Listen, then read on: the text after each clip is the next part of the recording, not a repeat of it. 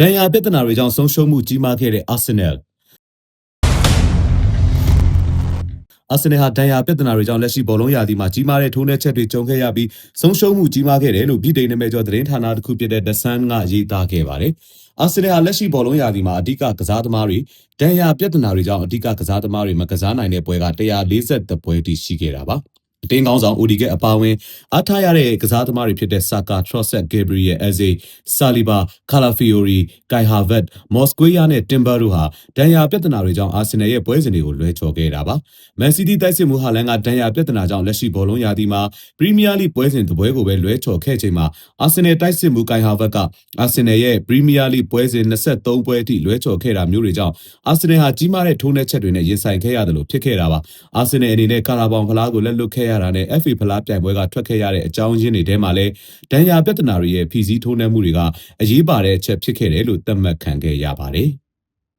ဘောလုံးပွဲတွေကိုရင်ခုန်ကျင်တဲ့သူတွေအတွက်24နာရီလုံးဝန်ဆောင်မှုအပြည့်ပေးနေတဲ့ Kickoff Arena Online Service ရှိပါတယ်။ 555 Mix နဲ့ iBet 789တို့အပါအဝင်မိတ်ဆွေတို့နှစ်သက်တဲ့ဘောလုံးနဲ့ပတ်သက်တဲ့ရင်ခုန်စရာဝန်ဆောင်မှုအားလုံးကိုရယူနိုင်ပါတယ်။စိတ်ဝင်စားတယ်ဆိုရင် Viber နံပါတ်